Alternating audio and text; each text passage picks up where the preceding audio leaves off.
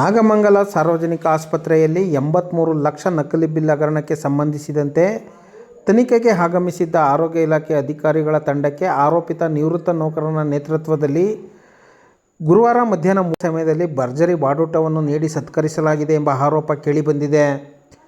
ಮಂಡ್ಯ ಜಿಲ್ಲಾ ಆರೋಗ್ಯಾಧಿಕಾರಿಗಳ ಸೂಚನೆಯಂತೆ ತನಿಖೆಗೆ ಬಂದ ಅಧಿಕಾರಿಗಳಿಗೆ ಹಗರಣದಲ್ಲಿ ಭಾಗಿಯಾಗಿದ್ದಾರೆ ಎನ್ನಲಾದ ನಾಗಮಂಗಲ ಸಾರ್ವಜನಿಕ ಆಸ್ಪತ್ರೆಯ ನಿವೃತ್ತ ಕಚೇರಿ ಅಧೀಕ್ಷಕ ಬಾಡೂಟದ ಔತಣ ನೀಡಿದ್ದಾರೆ ಎಂಬ ಆರೋಪ ಕೇಳಿಬಂದಿದೆ.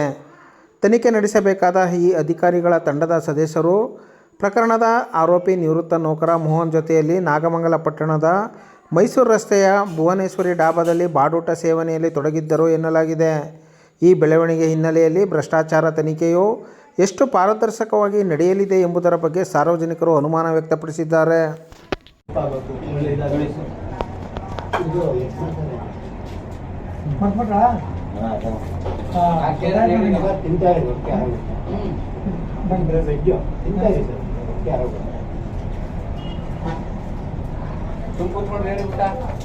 देवराज बताओ